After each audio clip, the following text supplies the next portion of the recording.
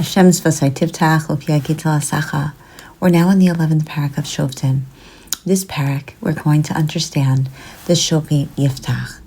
Now, what we had prior are Shoftim that really came from quality families, or they were big Talmidei Chachamim. And now we have Yiftach.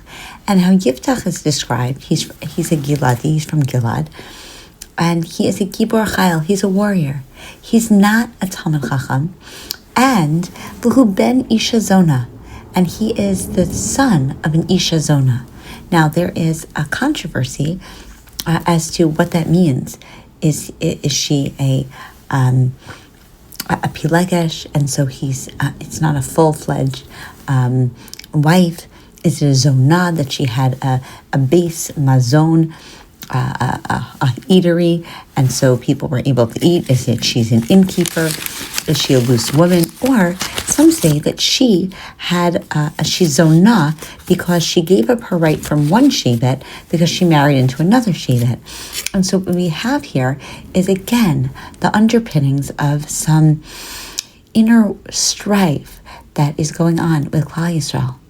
And Batiled Eshes Gilad lo banim. So the Eshes Gilad has many children, and Vayigdalu b'nei ha'isha v'gershuas Yiftach, and they kick out Yiftach, all of his brothers, Vayamrulo, and they say, Lo tinchal b'beis avinu, you can't be here, ki ben isha charasata, because you are the son of a different woman. And what gets highlighted here is the power of words. This Perek starts off teaching us that there's internal strife, that the brothers are not good to brothers, and they say some really mean things, and the power of the word is so strong. Now, Yiftach has every right, and we've even seen so far in Shoftim where people who are wronged, they say something, they fight back. And he, Vayivrach Yiftach, he just runs away. Vayisha be'eretz Tov, and he goes to this land called Tov. And what is Tov? And why is this place called Tov? Out of all the names, he goes to a good place. So essentially, the Mefarshim say that he went to a place that is Tov, that doesn't have Trumos and Masros. He went to the other side of the Yarden. He went to a place. Now, why would that be Tov? Number one is he did something Tov. He did something good. He didn't fight back. He didn't fuel on a feud with his brothers, and that's Tov. Or it's Eretz Tov, but what should it be? It should be Eretz Tova. And the reason it's Eretz Tov is because it's missing something. That's what happens when there's strife. Or that's what happens when you're not in Eretz Yisrael proper. There are elements that are missing in your life. Anyway, who does he associate with? Anashim Reikim, not the best mentioned, but the lowest people in society.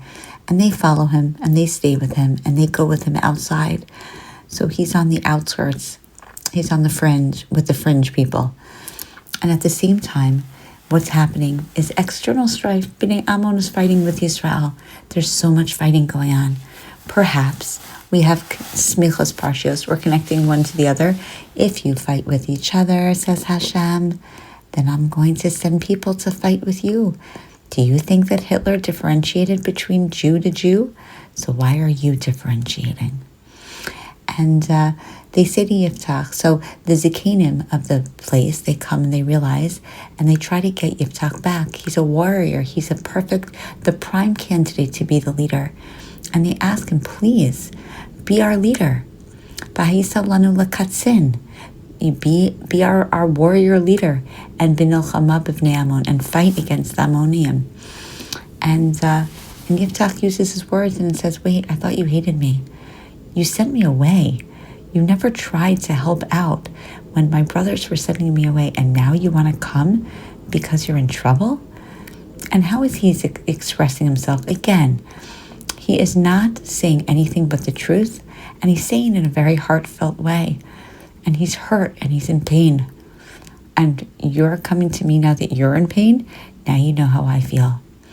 And the Zikanim say, honestly, you're right. But we are we're giving you a second chance. We're putting you as one of us. And all you have to do is lead us to fight the Ammonim, and you will be the leader. Vayisalan LaRoche. Okay, that's it. Just, we came to you. We're doing well. I don't see an apology in this. They're not apologizing. Their words are not meaning as much. And so Yiftach really sarcastically says, well, very well. So if you bring me back to fight, I will be your commander. Wonderful. That's amazing. And the Zikanim say, okay, that's exactly, now we're going to hold you to it. Your words mean something. Again, these words. So yes, you're pledging your allegiance to us, to lead us. Then we're holding you to your words. And that's what he does. Bayelech Yiftach, and he goes with the Zikanim, and they make him his commander-in-chief. Now, why is it that Yiftach says that that I will be Imma shivim atem oti li lachem b'bnei Ammon v'natan Hashem osam lefanai anochi et larosh. Listen to what he says. He says very well, if you bring me back to fight the people of Ammon and Hashem makes me successful, then I'll be your commander. So what is going on here? So essentially, Yiftach would never just go for the sake of being, for his own kavod. Clearly, he's a batran. He always is mochel on his kavod. He doesn't go for his own respect. But he is saying that if you come to me and you make me into the leader and you give me the respect, then you're undoing some of the damage. And so Hashem is going to bless you, and through that I will become successful. When Klal Yisrael are united together in any sort of form, it helps the bracha for Klal Yisrael. And so he agrees to be the leader so that the Jews can be together, so that then we will be victorious. He understands the correlation, or maybe even the causation, between having Klal Yisrael all come together, focused, their attention in one common goal, and the success rate that could ultimately yield as a result. And so again, he goes to Ammon, and first Yiftach sends messengers to King Ammon saying, why are you waging war on my country? And Ammon says basically, well, it happens to be that when Bnei Israel came from Egypt, they took my land from the Arnon to the Yabok, and as far as the Yarden, and now I want it back, so give it back. And Yiftach sends back the messages, and he says, what are you talking about?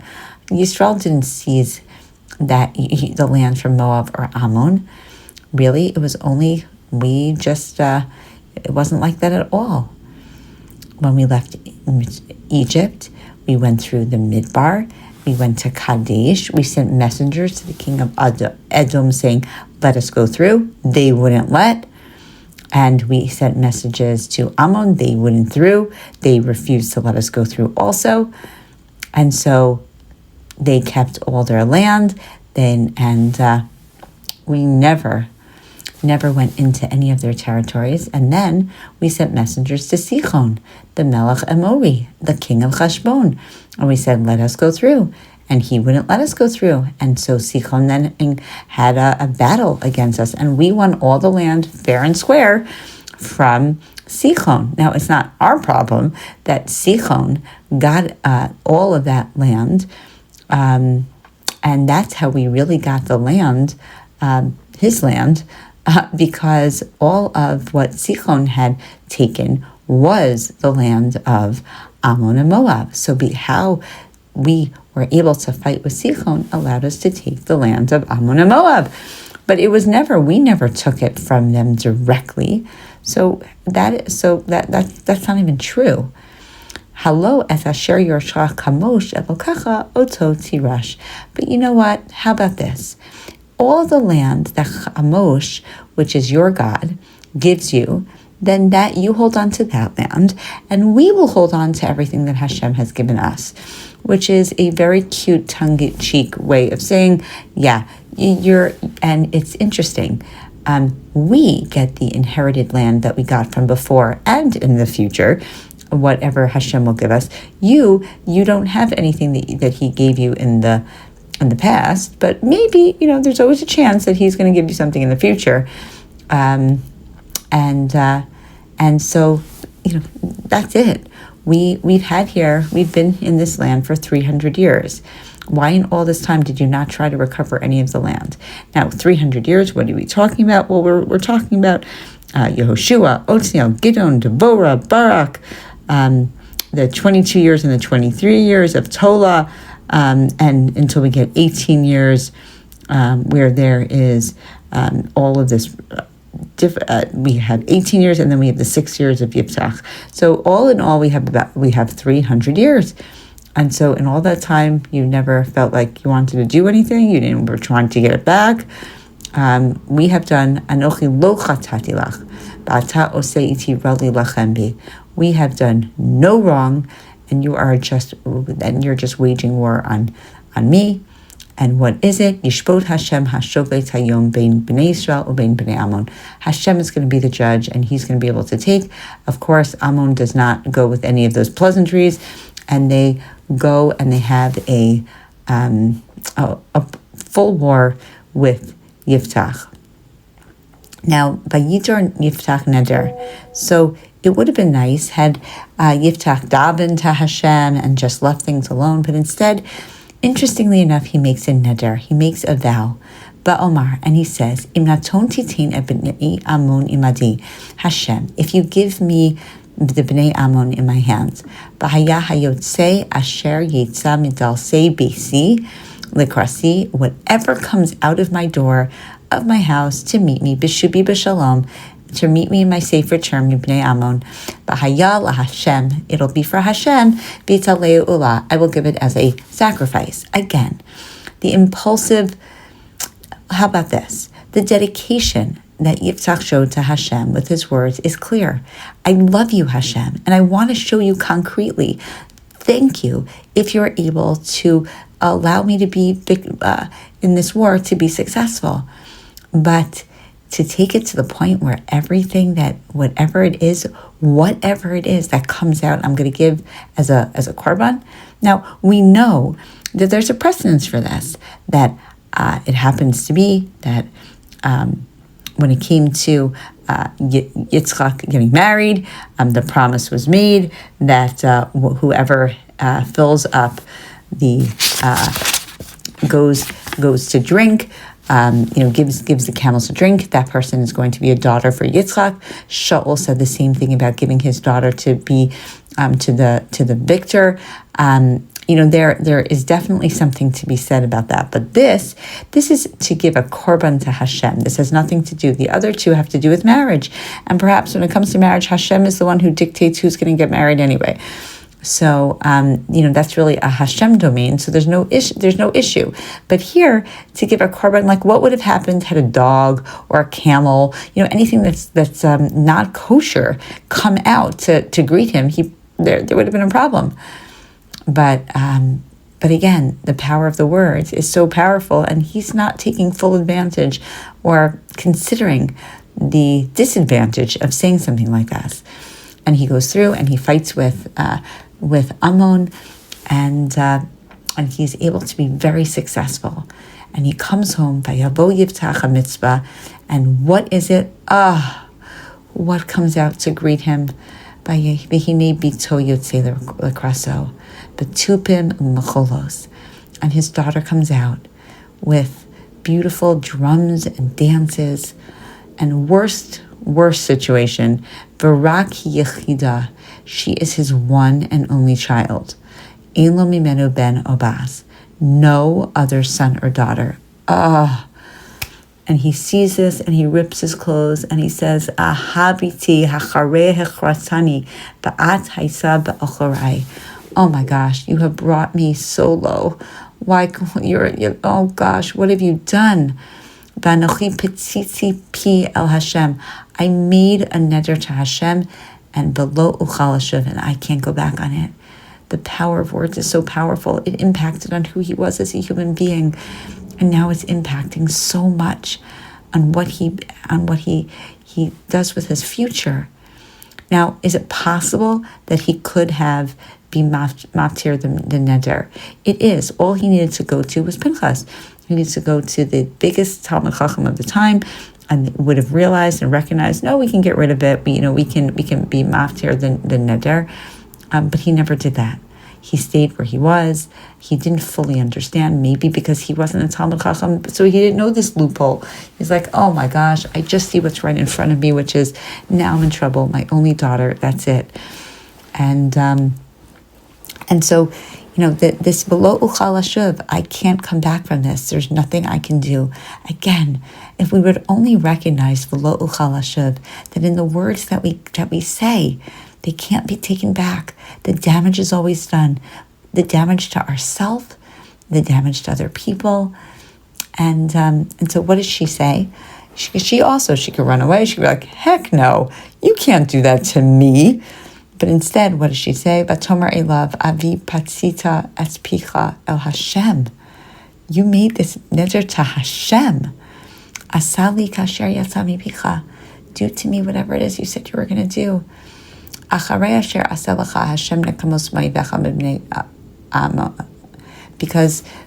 this is it. You made the promise. I'm okay with that.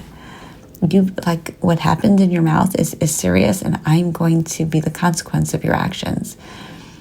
And then she says, Batomer elaviha, ya'aseh hatavar, said, just give me one thing. Harpemi meni shneim chodeshem. I need 2 months to mourn.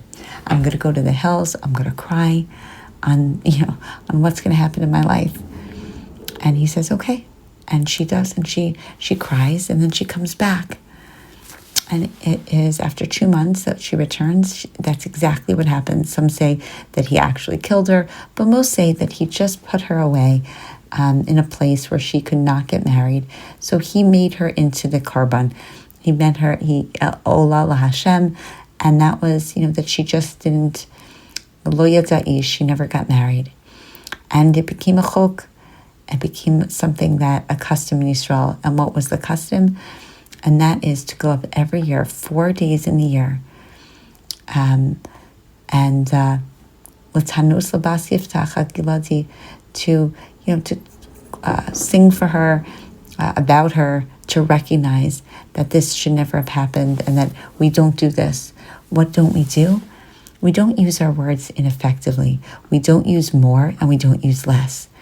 Yiftach opened up, patach, he opened up his mouth, and what came out, at first, when he kept his mouth closed, it was his mila. It was amazing. He could have argued back, and he just left instead. But ultimately, he opened up his mouth. Now, it was to Hashem, but we believe that there's 613 mitzvahs for a reason.